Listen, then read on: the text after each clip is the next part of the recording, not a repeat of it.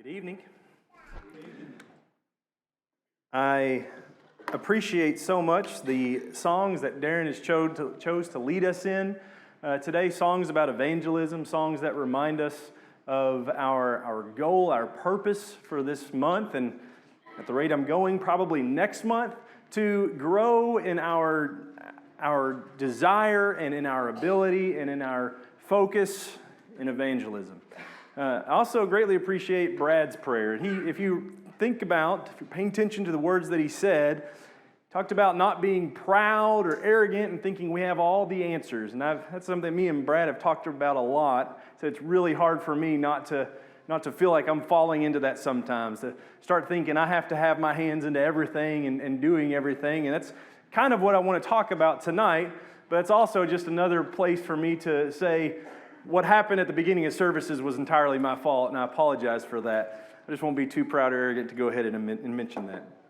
If you are visiting with us tonight, we are extremely thankful for you being here with us. We hope that you feel like an honored guest amongst us. We hope that you feel like you are in a home, because we are very much the family of God. And that's a big part of what we are trying to get out in our message of evangelism, that you can belong to a family, that you can be a part of God's family, and that here at the Southside Church of Christ is a place filled with people that want to help you understand more about Him, want to help bring you to the answers that He provides, help you be a part of that family as well. I said this morning that evangelism sometimes just remind us of what we need to be doing but haven't been doing, and they don't give us a lot of hope for changing that. And what I hope is that this month can be different. I hope that when we come through this month, as we get to the close of this section of our yearly study, that we will be better prepared, better equipped to be involved in the work of evangelism.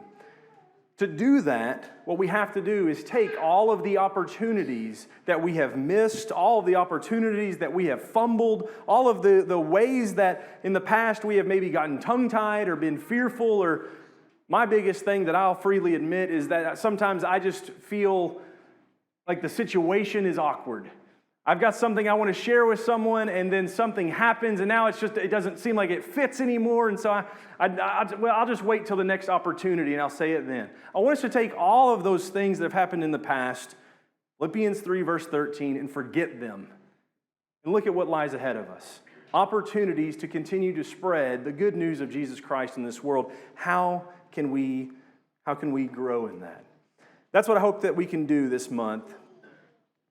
Help us to deal with overcoming fear and anxiety and become a people prepared to share the gospel. And as we started this morning talking about these 7 tips that you learn from Jesus' conversation with the woman at the well, I won't rehash all of those. If you go to our websites, for those of you who are visiting with us, livingatchristians.com, if you go to our website, you can pull that back up. But I hope we'll take that and see that that's something that needs to grow in us. Seeds, sowing the seeds of the gospel is something that is very easily done. It doesn't have to be some sort of great overarching action that is filled with mystery and filled with doubt.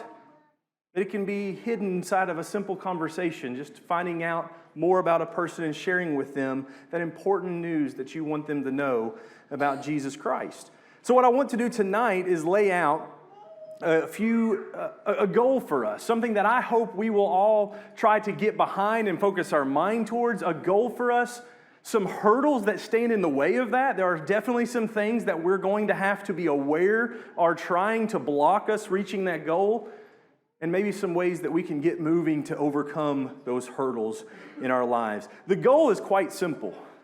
The goal is changing our culture. I think it can be very easy for us to say the goal is be more evangelistic. That's the goal for Southside, be more evangelistic. But there's a problem with that. See, saying that would be kind of akin to Holly saying, we have a goal, Kyle. We want a bigger home. But that is a very overarching statement, right? There's a lot of things to how do we reach that goal? Because are we saying in the vagueness of that statement, are we saying I just want a larger residence in which to live in? Or are we saying numerically, Kyle, I want the size of our family to be bigger? Apparently that was what it was.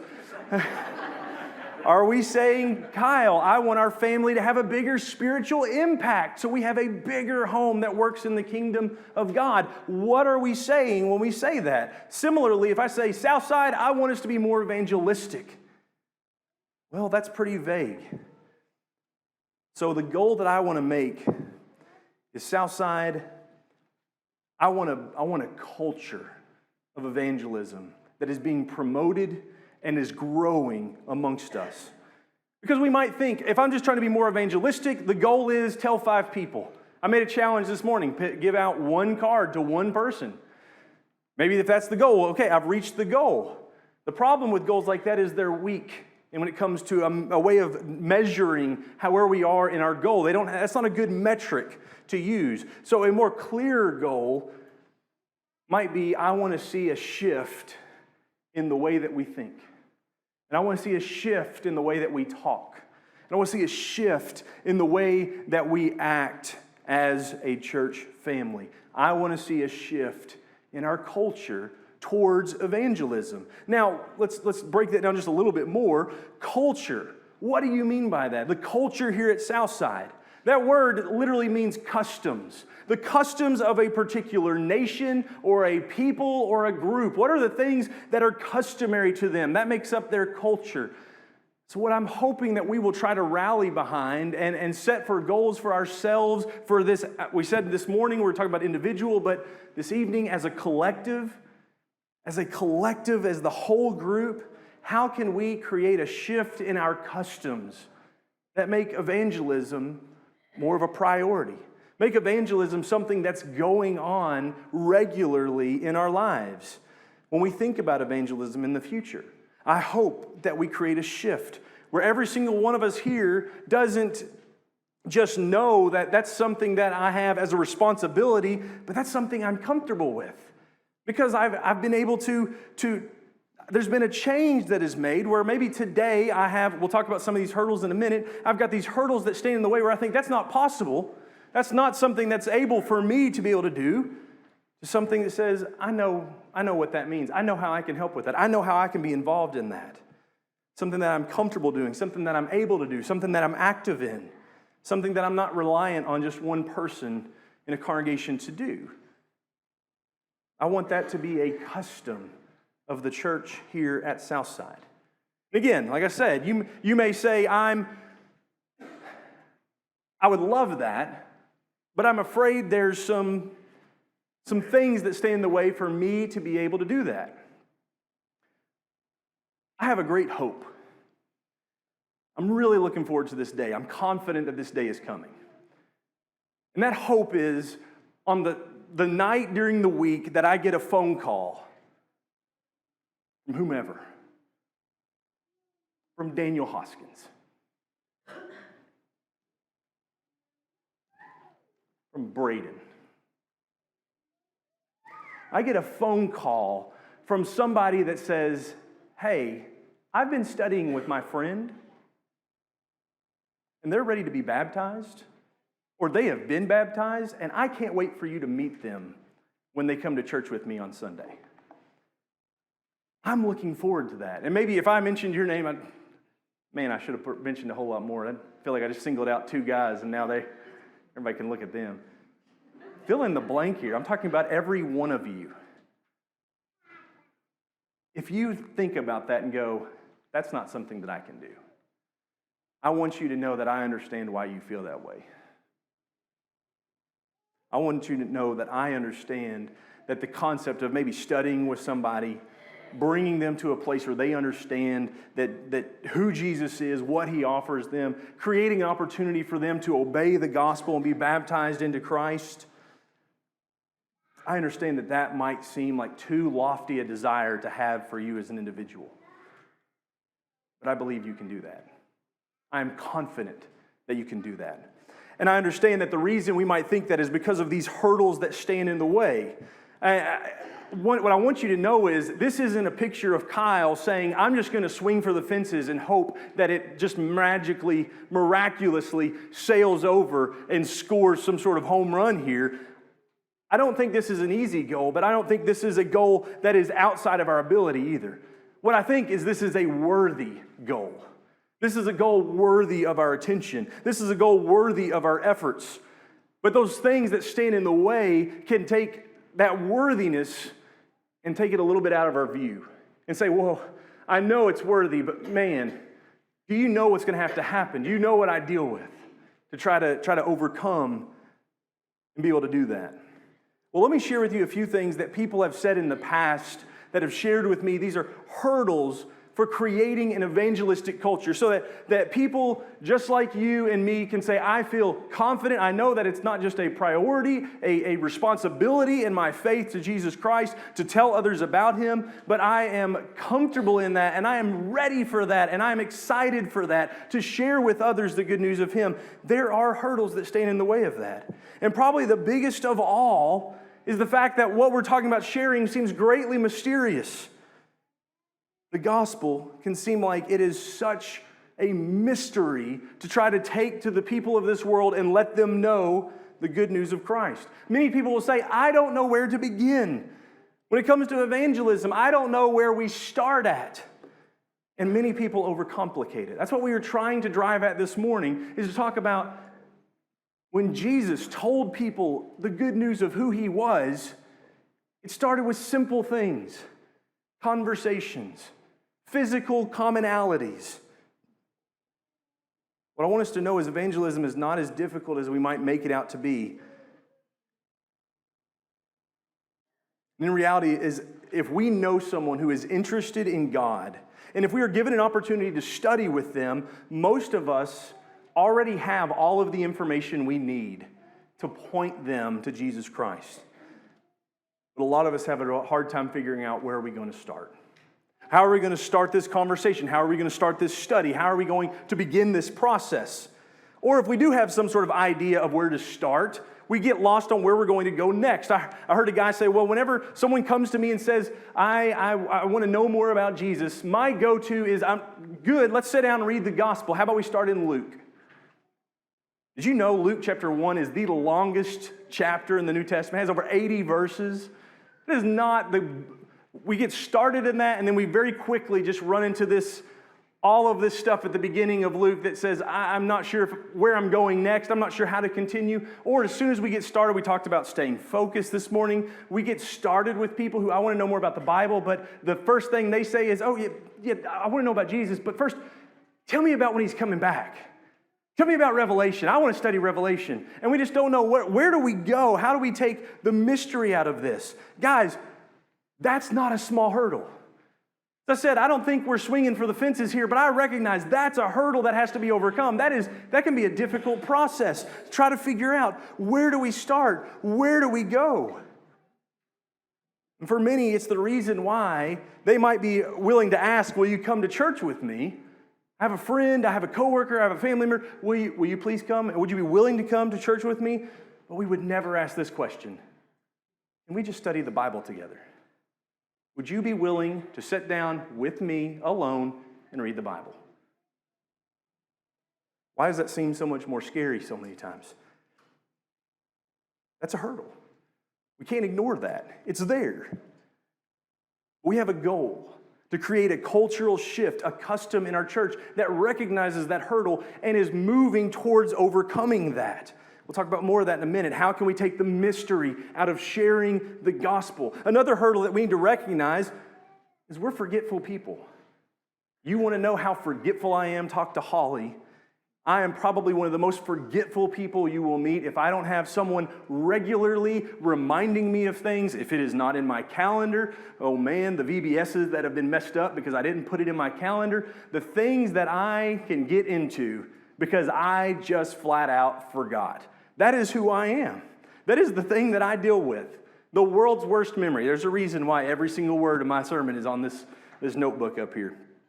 I have a terrible, terrible memory. I'm not too embarrassed. I'm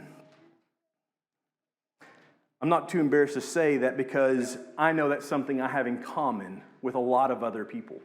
We have a hard time remembering things. So how is that a hurdle? It's a hurdle like this. we know that evangelism is important, but we have lives that are filled with lots of other things. We have lives that are pulling us in every different direction. We have lives that are beckoning us to remember the responsibilities we have as family members, to remember the responsibilities we have as co-workers, as husbands, parents, wives, all of these different things that pull us in all sorts of different directions. All of this information that's constantly swirling around in our life, and somehow we know evangelism is important, but we forget about it as we go throughout our day. In John chapter 4, we're not going to turn back over there and read this, and we didn't add it in this morning's lesson, but when Jesus sent his apostles into Sychar to go and fetch something for him, when they come back, they bring exactly what he sent them to get, because that was the purpose they went in there for. They went in and got that. When the Samaritan woman goes into the city, she comes back out with all sorts of people to hear about this Jesus, to meet him. The difference in them is their purpose. They were focused on one thing, she was focused on another. We have a hard time sometimes being focused, and we are forgetful because of all the things that just bombard us on a daily basis. Again, I'm not making excuses. I'm not making light of anything. This is a hurdle that stands in the way of trying to create a culture, a custom that says evangelism is not just a priority, it's something we're comfortable with, it's something we are active in. There are more hurdles that we could talk about, but there's three that I really wanted to bring up this evening. The final hurdle I want to draw your attention to is something that I think at Southside, I almost didn't bring this one up, but at Southside, I think we're actually pretty good at this already. I don't think this stands in the way quite as much as it does in other places. Engaging with visitors of our assembly. I have seen visitors come into this assembly and leave with a half a dozen invites to go get lunch with them. That is not something that we are terribly bad with. It's not something that we really struggle with here, but it is something I think is important for us to draw our attention to. That is part of an evangelistic culture.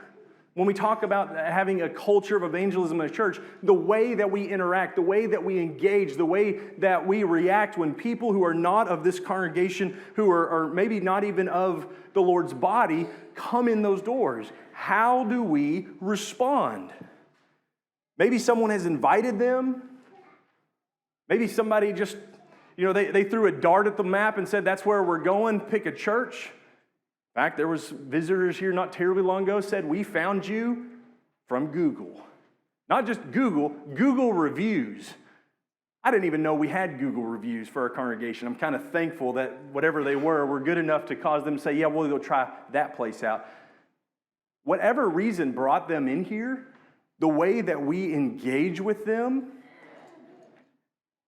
it can reveal something about the culture or the customs of a church. How do we respond? From the moment they walk in until the moment they leave, are we conscious of the opportunity that is literally just kind of fell into our laps? That is another hurdle we need to consider. That is a hurdle that can keep us from a goal of developing a custom or a culture of evangelism. And so I want to spend the rest of the time this morning, we kind of talked about, let me bring those back up. We've talked about these hurdles, things that stand in the way. I want to be good at evangelism. I want to share with people the gospel. I want people to know what Jesus is and what he offers, because there's nothing better they can know. But there's some things that stand in my way. I don't know where to start. It's kind of nervous. It makes me nervous to think about it. I just forget about it sometimes. I get busy in my life, and I forget that that's something I should be thinking about and praying about and active in. When people show up, sometimes I don't engage with them. I don't take that opportunity that's there in front of me. So how can we get moving? How can we try to overcome these hurdles and start moving towards a custom of evangelism in our churches? Well, the first one I want us to consider, actually, we're going to look at three kind of try to answer these specific hurdles. We'll look at three things. I want us to remember one of these is very individualistic.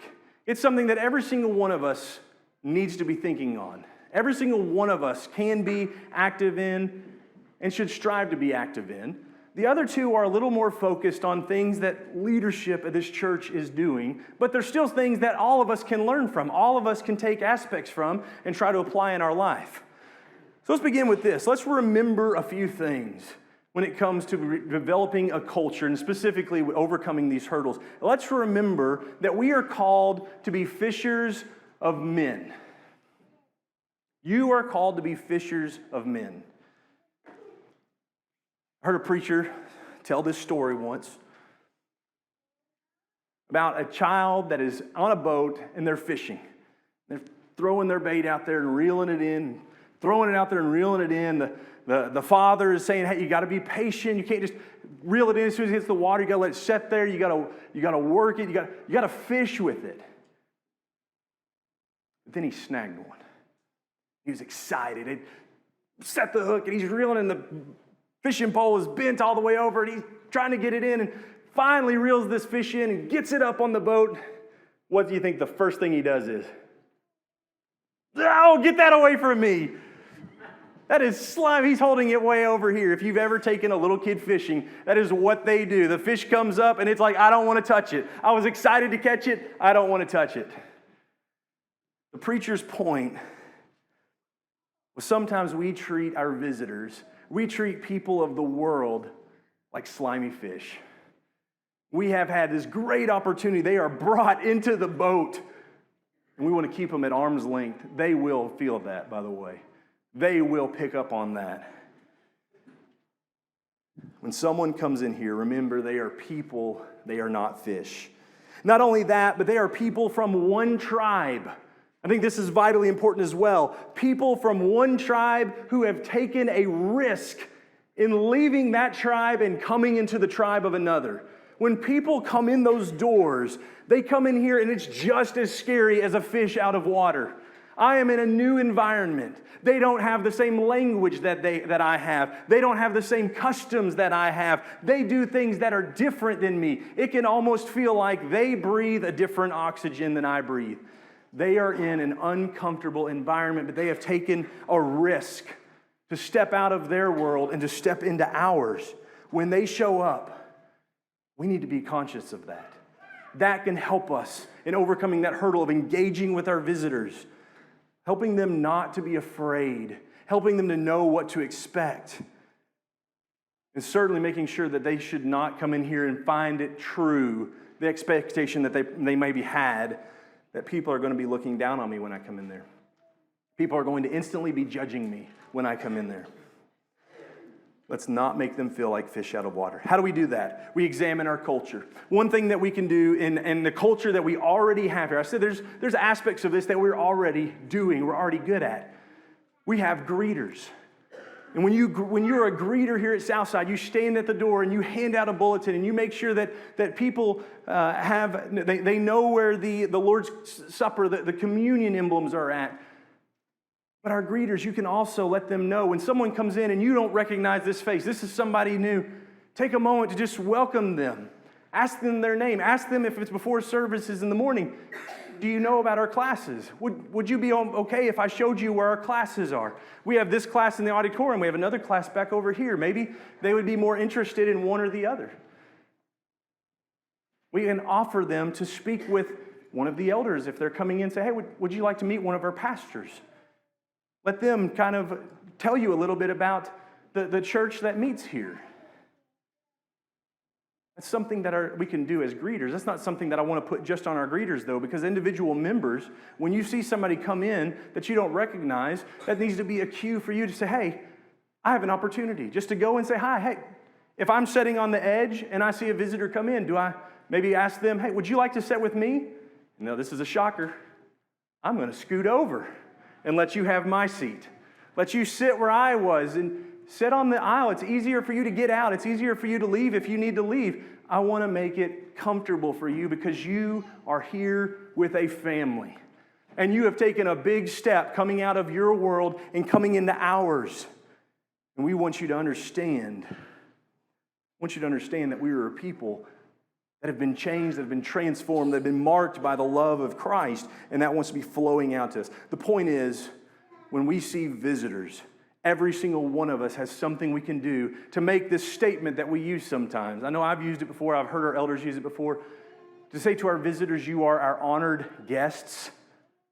Let's make sure that they feel that, more so than just hear that from an announcement or from the pulpit, but they feel that when I visited that congregation, they treated me like an honored guest. They were really excited for me to be there, to be with them. That's one way we can get moving, start to overcoming that hurdle of trying to engage with people that come into our worship assemblies, that come into our lives together in the midst of God to praise Him.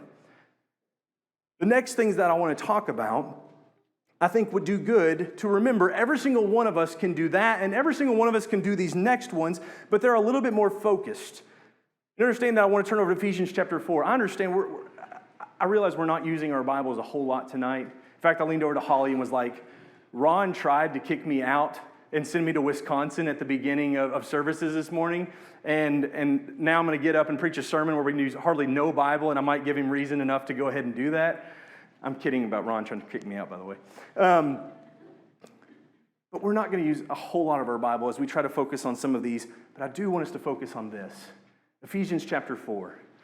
Especially, this is for me and for our elders to think about as well. Ephesians chapter 4, he gave some as apostles and some as prophets, some as evangelists, some as pastors and teachers for the equipping of the saints for the work of ministry, for the building up of the body of Christ until we all attain to the unity of the faith and of the knowledge of the Son of God, to a mature man, to the measure of the stature which belongs to the fullness of Christ. As I specifically address these, I'm talking to our elders tonight.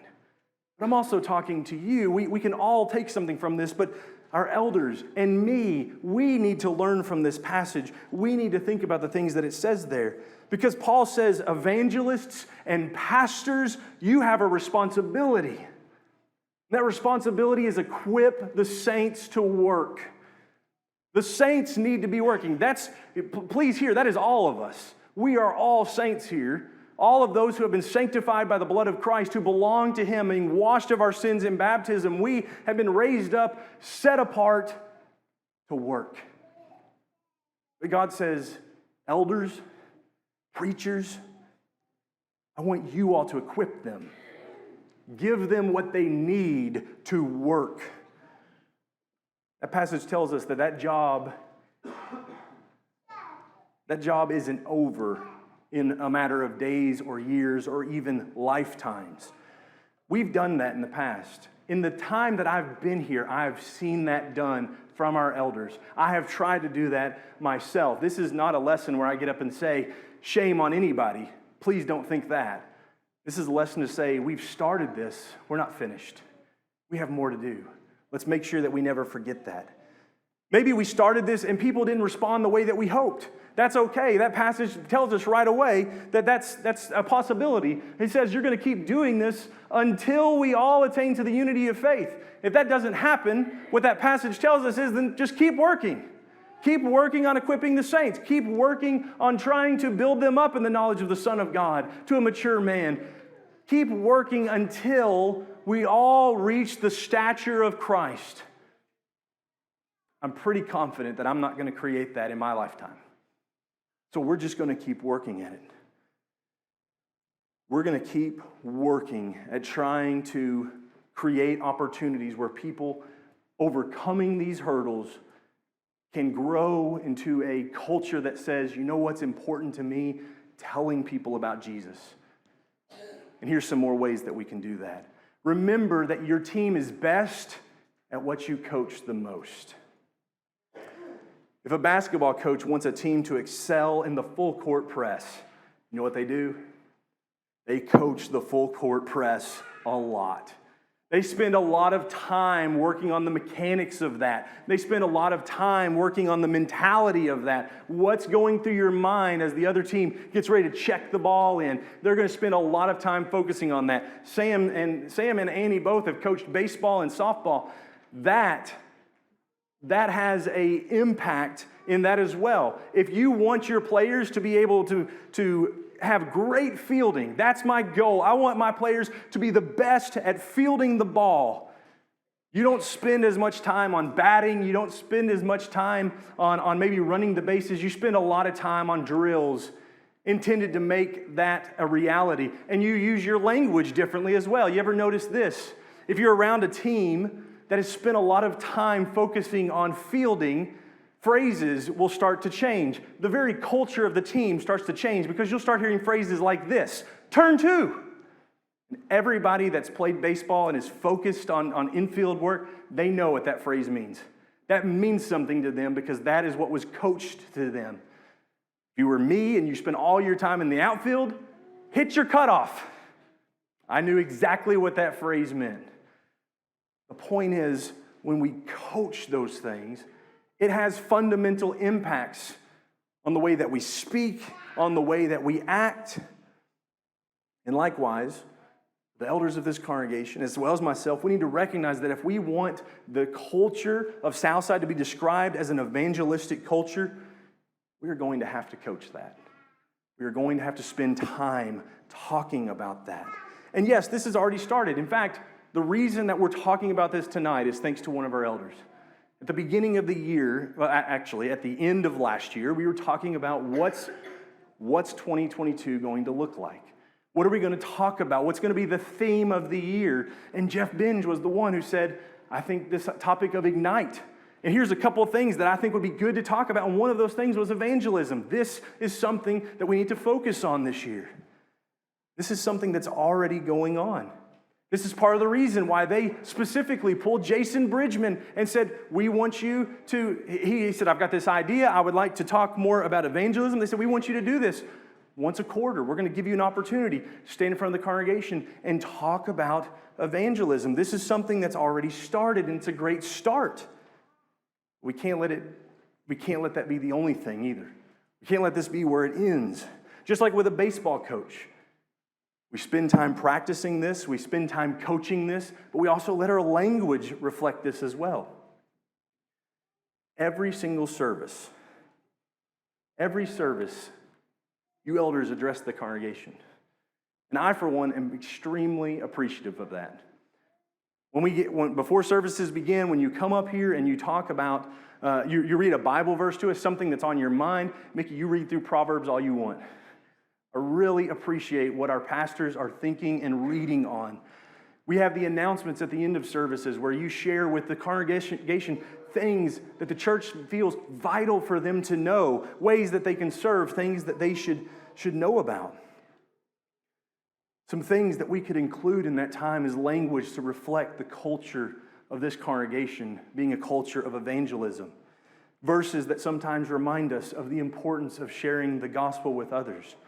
Talking about in our announcements the fact that these community cards are available in the back. Take those and use those. We have VBS cards available in the back. Make sure that you take those and hand them out. Share that with somebody. When we have a gospel meeting flyer, we make those available along with postcards, reminding people regularly. We also have community Bible studies going on. Thursday mornings, we have a community Bible study at Chick-fil-A for men. Thursday evening, we have one at the public library open for pretty much anybody. I don't know that there's a cap on that room, but you could talk to Jason to learn more about that.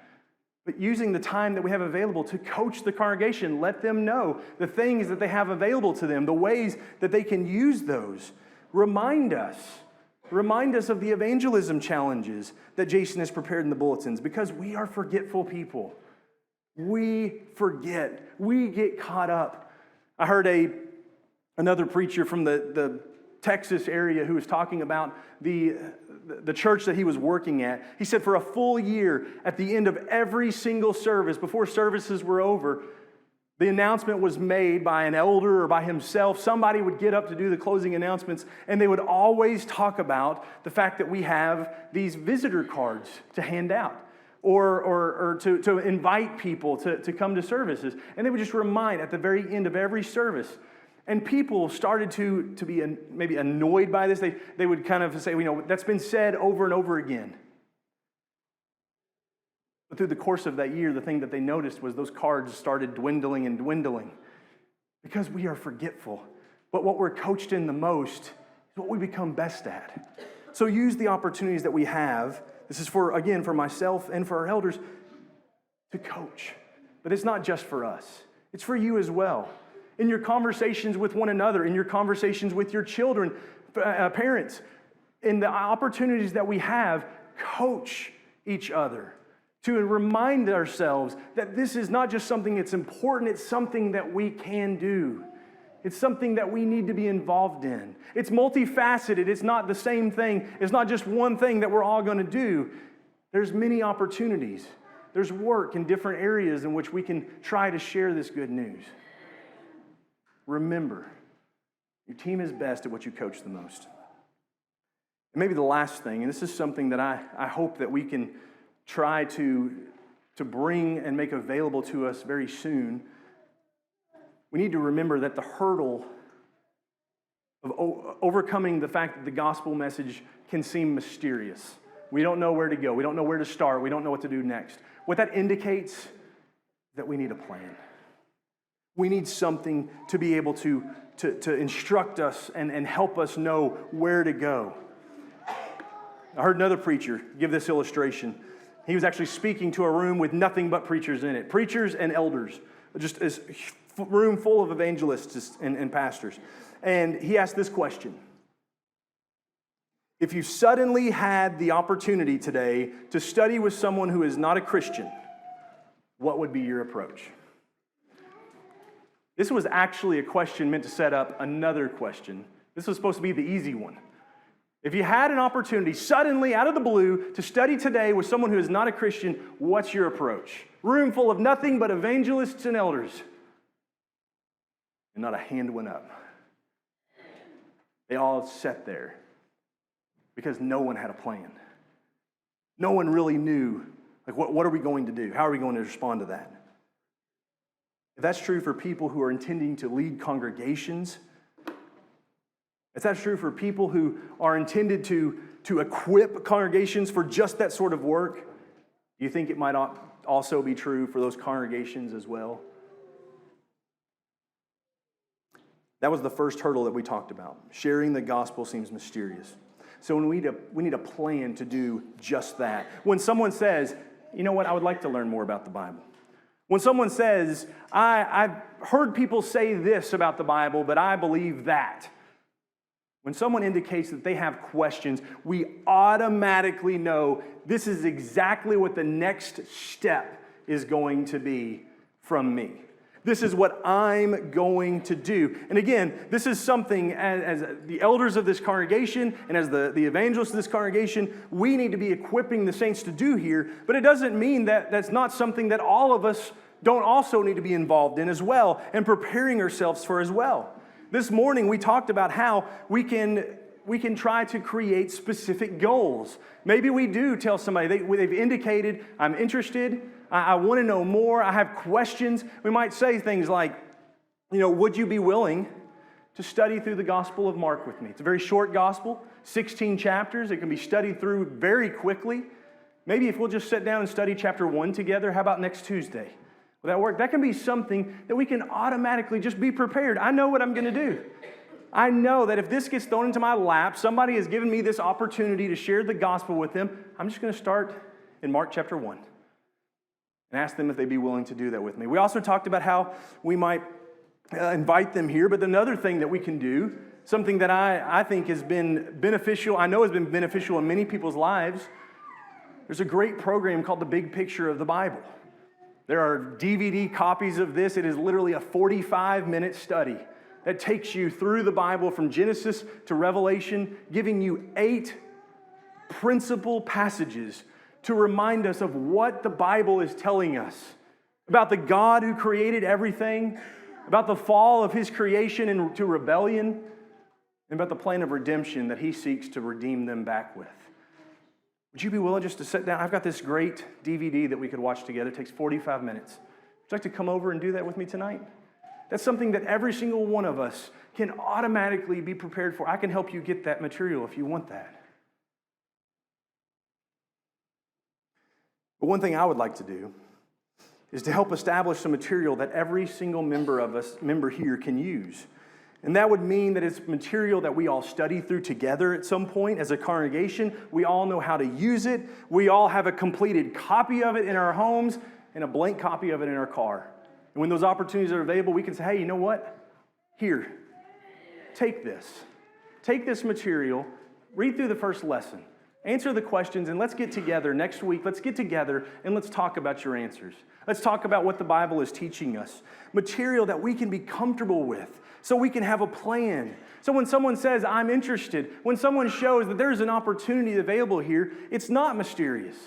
I already know what to do.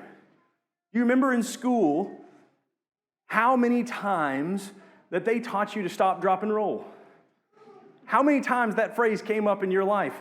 In kindergarten in Winchester, it happened all the time. They must have been terrified that one of us was going to burn the building down.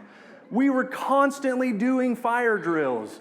Stop, drop, and roll. Stop, drop, and roll. To this day, I know what to do if I'm on fire. Do I know what to do when I get an opportunity to share the gospel? That's what as leaders of this congregation, that's what we're called to do, is to equip the saints to know. That's not something that we look at and go, well, that's something that Jason Bridgman needs to know. That's something that Kyle needs to know. That's something that another member here needs to know. Every single one of you needs to know that.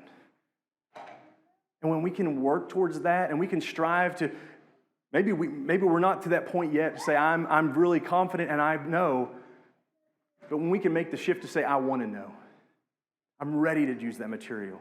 I'm ready to invite somebody. I'm looking for that opportunity. And what we start seeing is a shift in the culture of Southside towards evangelism. I know that can sound mysterious. I know that we can get sidelined and that can get forgotten in our busy lives. I know that requires us to engage with people outside of our tribes. But if we'll remember these things, that we're fishers of men, people who are just like you and me, people that need the grace of God, if we'll remember that our team is the best at what we coach the most, and we are a people that need to see and need to hear reminders of our goal, and we need that often. If we remember that we need a plan to accomplish that goal, I believe the culture at Southside can shine God's light and can shine it brightly into this community.